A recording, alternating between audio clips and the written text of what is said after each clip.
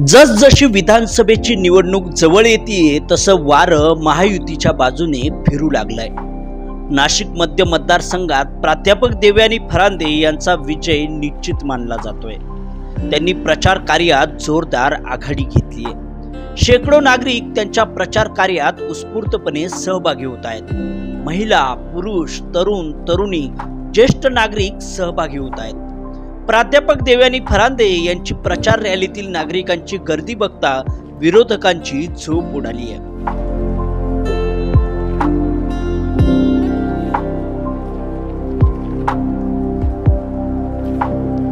गेल्या 10 वर्षात केलेल्या विकास कामांमुळे नागरिक देवयानी फरांदे यांच्या बाजूने भक्कमपणे उभे राहताना दिसत आहेत। समाजातील सर्वच घटकातील नागरिकांसाठी देवयानी फरांदे यांनी काम केलंय। गेल्या 10 वर्षात मतदारसंघाचा कायापालट फरांदेंनी केलाय। त्यामुळे साहजिकच मतदारसंघातील प्रत्येकाच्या मनात देवयानी फरांदे यांच्या बाबत आपुलकी निर्माण झाली आहे। विशेष म्हणजे गेल्या 10 वर्षातील त्यांच्या कार्यकाळात त्यांनी कोणत्याही प्रकारचा बडेजाव न करता नागरिकांमध्ये मिसळून काम केलंय। निम्म्या रात्री जरी मतदारसंघातील एखाद्या नागरिकाने मदत मागितली तरी त्या तात्काळ धावून जातात। त्यामुळे यंदा ठरवलंय नागरिकांनी की पुन्हा विधानसभेत देवयानी फरांदे यांनाच पाठवायचं।